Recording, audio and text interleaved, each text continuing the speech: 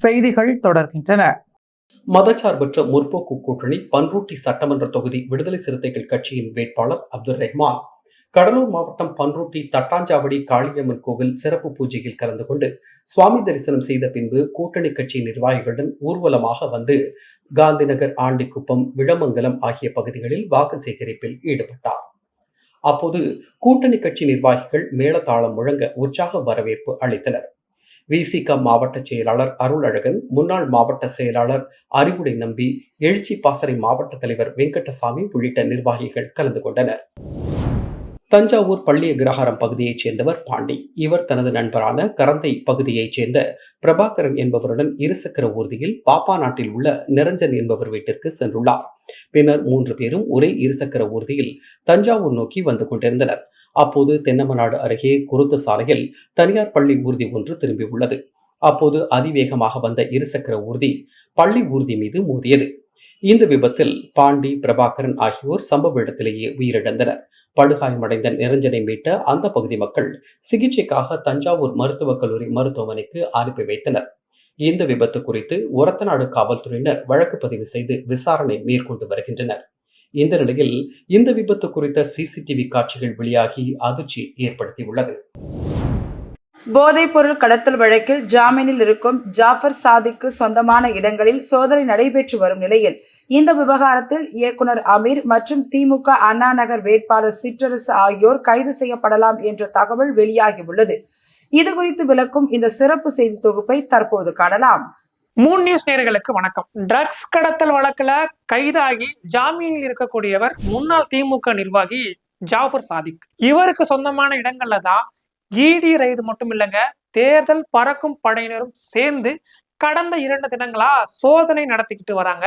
இது தமிழ்நாடு அரசியல்ல பரபரப்பை கிளப்பி இருக்கக்கூடிய நிலையில திமுகவை சேர்ந்த முக்கிய நபர் ஒருவரும் முக்கியமான இயக்குனர் ஒருவரும் கைது செய்வதற்கான வாய்ப்பு இருப்பதாக சொல்லப்படுது.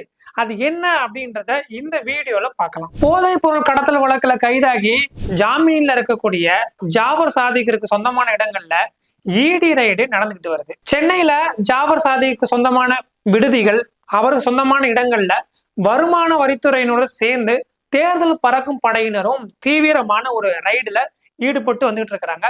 இது தொடர்பான செய்திகளும் தொடர்ந்து வெளியாகிக்கிட்டு தான் இருக்கு. வருமான வரித்துறையோட சேர்ந்து தேர்தல் பறக்கும் படையினரும் இது மாதிரியான ரைடுகள்ல ஈடுபடுவது இதுதான் முதல் முறையா பார்க்கப்படுது. குறிப்பா வாக்காளர்களுக்கு பணப்பட்டுவாடா செய்ய பணம் இங்க அதாவது பதுக்கி வைக்கப்பட்டிருக்குதா அப்படின்ற கோணத்திலையும் இந்த சோதனை நடக்கிறதா சொல்றாங்க. சுமார் 2000 கோடி மதிப்புள்ள போதைப் பொருட்களை கடத்திய வழக்குல முக்கிய குற்றவாளி சாதிக்கின் மீது குற்றம் சாட்டப்பட்டிருக்குது.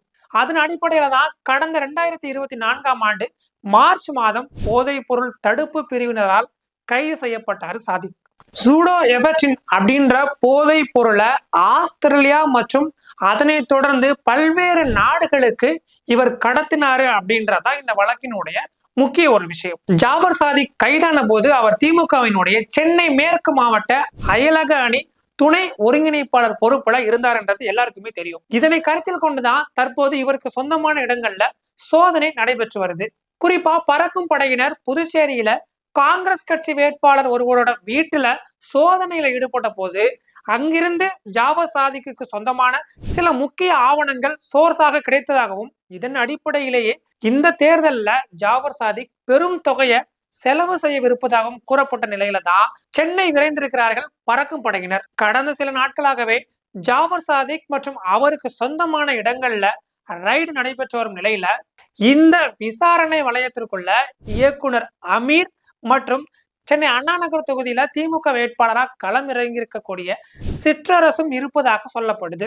கடந்த வருடம் சிற்றரசுக்கு சொந்தமான இடங்கள்லையும் இதே போல ஒரு ரைடு நடத்தப்பட்டிருந்தது முக்கியமானது. முன்னதாக கடந்த காலங்கள்ல கொடநாடு கொலை வழக்குல கூட டி நகர்ல ஆவணங்களை எடுத்துட்டு கொடநாட்டுல எடுத்ததா அதிகாரிகள் கூறியிருந்தாங்க அப்படின்ற செய்திகளும் வெளியானது. அதே போலதான் தற்போதும் புதுச்சேரியில காங்கிரஸ் வேட்பாளர் ஒருத்தவர்கிட்ட இருந்து ஆவணங்கள் கைப்பற்றப்பட்டதாகவும் பின்னணியில் தற்போது ஜாஃபர் சாதிக், அமீர் மற்றும் சிற்றரசுக்கு சொந்தமான இடங்கள்ல சோதனை நடைபெற்று வருவதாகவும் சொல்றாங்க.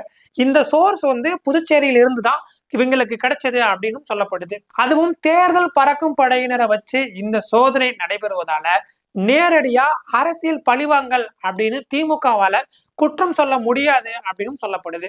இந்த விசாரணை தீவிரப்படுத்தப்பட்டிருக்கக்கூடிய இந்த சூழல்ல விசாரணையுடைய முடிவுல, அதாவது தேர்தல் நடைபெறுவதற்கு முன்பாக இயக்குனர் அமீர் மற்றும் சிற்றரசு கைது செய்யப்படலாம் அப்படின்னு சொல்றாங்க விவரம் அறிந்தவர்கள். என்ன நடக்கும் அப்படின்றத பொறுத்திருந்து பார்ப்போம். தமிழ்நாட்டின் பல்வேறு பகுதிகளில் நடைபெற்ற முக்கிய நிகழ்வுகளை உங்க ஊர் செய்திகள் பகுதியில் தற்போது சுருக்கமாக பார்க்கலாம். திருச்சி மேற்கு தொகுதி வேட்பாளரும் கழக முதன்மை செயலாளரும் நகராட்சி நிர்வாகத்துறை அமைச்சருமான KN நேரு திருச்சி உறையூர் மேட்டு தெரு, பாண்டமங்கலம் தெற்கு தெரு, வெள்ளாள தெரு, நாச்சியார் கோவில் தெரு, பங்காளி தெரு, பாளையம் பஜார், உறையூர் கடை தெரு, வாலாஜா ரோடு, பெரிய செட்டி தெரு மற்றும் CSI காலனி ஆகிய பகுதிகளில் பொதுமக்களை நேரில் சந்தித்து ஆதரவு திரட்டினார். செல்லும் இடமெல்லாம் மக்கள் அவருக்கு உற்சாக வரவேற்பு அளித்தனர். அப்போது பள்ளிக்கு செல்லும் சிறுவர்கள் மற்றும் சிறுமிகள் அமைச்சரை கண்டதும் உற்சாகத்தில் கைகளை அசைத்து தங்களது வரவேற்பை தெரிவித்தனர்.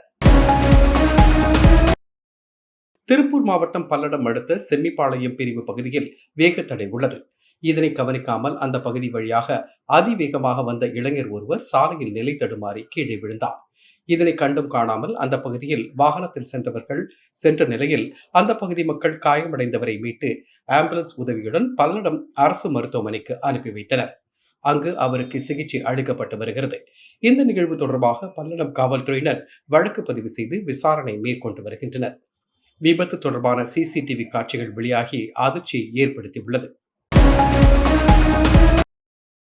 கரூர் மாவட்டம் கிருஷ்ணராயபுரம் தொகுதி திமுக வேட்பாளர் CK ராஜா மேலப்பாளையம் ஊராட்சி பகுதியில் தேர்தல் பரப்புரை மேற்கொண்டார். அப்போது ஸ்ரீ எல்லை அரசு கருப்பண்ணசாமி திருக்கோவிலில் சிறப்பு அபிஷேகம் செய்தார். அப்போது திமுக அரசின் சாதனைகளை மக்களிடம் எடுத்து கூறி அவர் தீவிர வாக்கு சேகரிப்பில் ஈடுபட்டார். பின்னர் செய்தியாளர்களை சந்தித்த அவர் கிருஷ்ணராயபுரம் தொகுதிக்கு மட்டும் சுமார் 900 கோடி ரூபாய் வளர்ச்சி திட்டங்களை திமுக அரசு வழங்கியுள்ளது. வருகின்ற சட்டமன்ற தேர்தலில் திமுக அரசு வெற்றி பெற்று 2.0 ஆட்சி அமைத்து பல்வேறு வளர்ச்சி திட்டங்களில் இந்த பகுதிக்கு கொண்டு வரப்படும் என்று தெரிவித்தார். சேலம் மாவட்டம் எடப்பாடி வட்டாட்சியர் அலுவலகத்தில் தேர்தல் நடத்தும் அலுவலர் நடராஜன் தலைமையில் வேட்பாளர்களின் வேட்பு மனுக்கள் பரிசீலிக்கப்பட்டன. இதில் தமிழக வெற்றி கழக வேட்பாளர் அருண்குமார் உட்பட 7 பேரின் மனுக்கள் நிராகரிக்கப்பட்டன. முன்மொழிவோர் தேவையான அளவில் கையெழுத்து இடாததால் அருண்குமார் மற்றும் அவரது மாற்று வேட்பாளர் நித்யாவின் மனுக்கள் தள்ளுபடி செய்யப்பட்டதாக அதிகாரிகள் தெரிவித்தனர். பின்னர் திமுக வேட்பாளர் காசியின் மனு ஏற்றதில் தாமதம் ஏற்பட்டதாக தகவல் வெளியாகி சேலம் நாடாளுமன்ற உறுப்பினர் TM செல்வ கணபதி அலுவலகத்திற்குள் சென்று அதிகாரிகளுடன் ஆலோசனை நடத்தினார். இதனால் அதிமுக மற்றும் திமுக தொண்டர்களிடையே கடும் வாக்குவாதம் ஏற்பட்டது. தகவல் அறிந்து வந்த காவல்துறையினர் இரு தரப்பினரையும் சமாதானப்படுத்தினர். பின்னர் திமுக வேட்பாளர் காசியின் வேட்புமனு ஏற்கப்பட்டதாக அறிவிக்கப்பட்டது. இதற்கு எதிர்ப்பு தெரிவித்த அதிமுக தரப்பினர் வேட்பாளர் காசியின் மனுவில் முறைகேடு இருப்பதாகவும் தேர்தல் அதிகாரிகள் நடுநிலையாக செயல்படவில்லை எனவும் தெரிவித்த அவர்கள் இந்த விவகாரம் குறித்து நீதிமன்றத்தில் வழக்கு தொடர உள்ளதாக கூறினர். திருவள்ளூர் மாவட்டம் பூவிருந்தவல்லி தனித்தொகுதியில் NDA கூட்டணி அமமுக வேட்பாளர் TA ஏழுமலையை ஆதரித்து அமமுக பொதுச் செயலாளர் TTV தினகரன் குக்கர் சின்னத்திற்கு வாக்குகளை சேகரித்தார். பின்னர் செய்தியாளர்களை சந்தித்த TTV தினகரன் அதிமுக கூட்டணியில் தங்களுக்குள் இருந்த பிரச்சனையை பேசி சுமூகமான நிலையில் அனைவரையும் ஒற்றுமைப்படுத்தியது பாஜகவின் அமித்ஷா தான் எனவும் திமுக கூட்டணி போலியான கூட்டணி எனவும் அவர் தெரிவித்தார். மயிலாடுதுறை தொகுதியில் தமிழக வெற்றி கழக வேட்பாளர் ஹாரூன் ரஷீத் அறிமுக கூட்டம் நடைபெற்றது. இந்த கூட்டத்தில் கட்சியின் பல்வேறு நிர்வாகிகள் மற்றும் தொண்டர்கள் கலந்து கொண்டனர். அப்போது தமிழக வெற்றி கழகத்தின் மாவட்ட செயலாளரும் பூம்புகார் தொகுதி வேட்பாளருமான கோபிநாத் ஹாரூன் ரஷீதை கட்சியின் வேட்பாளராக நிர்வாகிகள் முன்பு அறிமுகப்படுத்தினார். திண்டுக்கல் மாவட்டம் ஒட்டன்சத்திரம் சட்டமன்ற தொகுதி திமுக வேட்பாளர் அமைச்சர் அர சக்கரபாணி சக்கரநாயக்கன்பட்டி ஊராட்சி பகுதிகளில் தீவிர வாக்கு சேகரிப்பில் ஈடுபட்டார். அப்போது அங்கிருந்த டீ கடை ஒன்றில் புகுந்த அமைச்சர் அவரே டீ போட்டு அங்கிருந்த மக்களுக்கு வழங்கினார். அதனைத் தொடர்ந்து செய்தியாளர்களை சந்தித்த அவர் திமுகவின் தேர்தல் அறிக்கை மக்களிடையே மிகுந்த வரவேற்பை பெற்றுள்ளதாகவும் 1996 இருந்த எழுச்சி இப்போதும் தெரிகிறது என்று தெரிவித்தார். தேசிய ஜனநாயக கூட்டணியில் அதிமுக சார்பில் கடலூர் சட்டமன்ற தொகுதியில் போட்டியிடும் முன்னாள் அமைச்சர் MC சம்பத்திற்கு ஆதரவாக அதிமுக செய்தி தொடர்பாளர் அப்சரா ரெட்டி வாக்குகளை சேகரித்தார். கடலூர் திருப்பாதிரி புலியூரில் உள்ள உழவர் சந்தை பகுதி, டீ கடை, பூ மார்க்கெட் என அதிமுகவின் கடந்த கால சாதனைகளை பட்டியலிட்டு வாக்கு சேகரிப்பில் ஈடுபட்டார்.